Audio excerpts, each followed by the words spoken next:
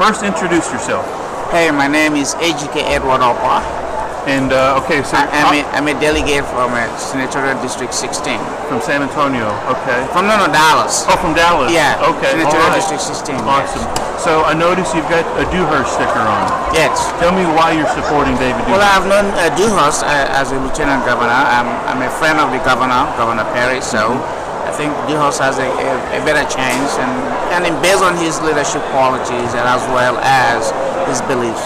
I think a lot of people that are talking about supporting Cruz say that his law experience and his experience in dealing with Washington and defending our Constitution gives him the advantage. What do you say about that? I don't subscribe to the notion that because you're a lawyer or an engineer, you are a better candidate than anybody. I think in politics, it's going to come to passion, your belief, and the ability for people to trust you.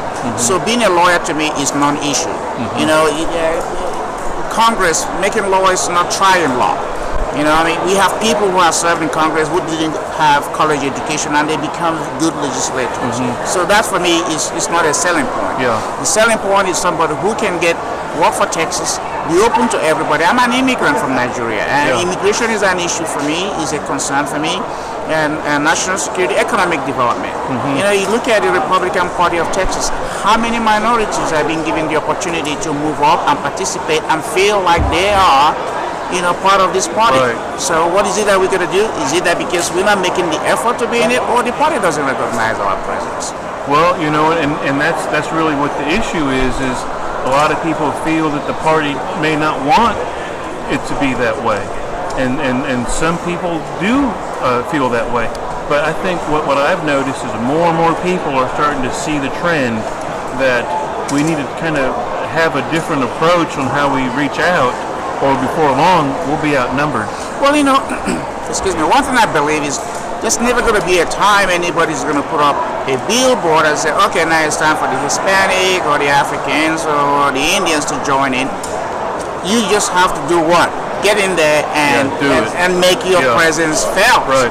You don't have to be invited. You have to be invited. I ran for mayor in Dallas. I was a candidate for mayor last year. People will say, hey, is anybody going to vote for you? I said, I don't think they're going to put up a billboard and say, okay, it's time to get somebody else. I just have to go in and show up. Right. So that's what it is we have to do.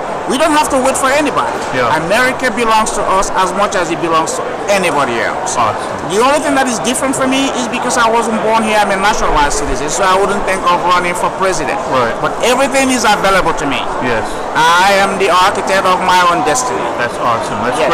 great advice. And to any of the young people who think their vote doesn't matter anymore, what do you say to them? When I ran for mayor the first time, they told me, who's going to vote for me? I say, you know what, in this process, I will vote for myself. I say, I will have a problem when I get a 0 vote. So if somebody else votes for me, then I got more than I expected. So we don't have to look at that. We just have to offer ourselves on the altar of service and see what happens. Great. And so the young people get involved. Everybody talks about the future. The future is for everybody, both young, old, and whatever. Go there, every day counts. Yes. Yeah. Awesome. Well, it's good to meet you. Well, I'm going to get your info over here real quick, and okay. I don't know what's